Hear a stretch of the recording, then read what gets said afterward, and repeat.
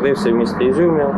Ну, останні роки тут толком не проживав, але коли почалася війна, повернувся захищати батьківщину.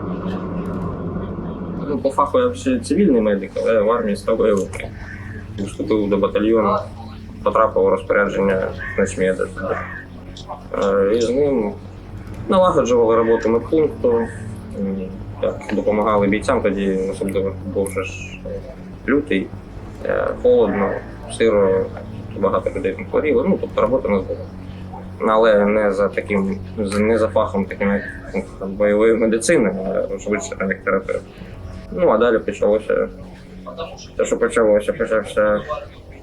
ніч 6 на 7 березня. Почався артобстріл масований. За ним наступ росіян. Дали тоді начебто наказ про відхід з міста. Ми з Константиничем вдвох. Спочатку вдвох почали відхід. Потім ще там хлопчик був, фельдшер Костянтин, який до нас приєднався, так би мовити. Ну і опинилися ми знову таки в обстрілах.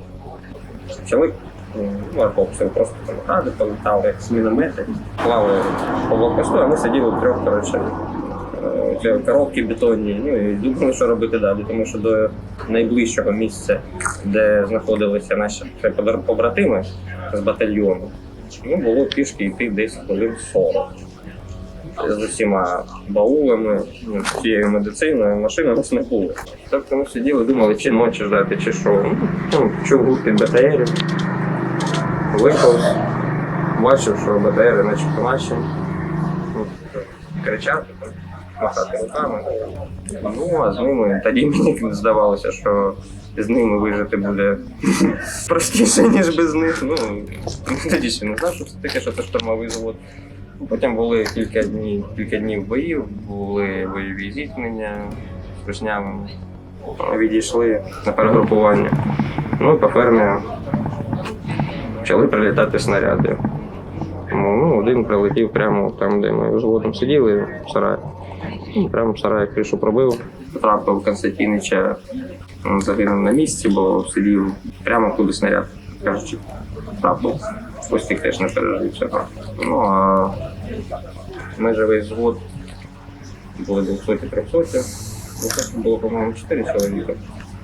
Ну, а всі інші, так чи інакше 300. Там цілих було, тому що 3, які відійшли.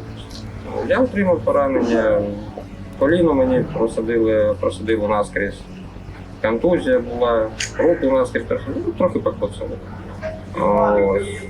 І разом тоді почали евакуювати поранених і поїхали в центральну міську лікарню, відділення хірургійну. Я проходив лікування.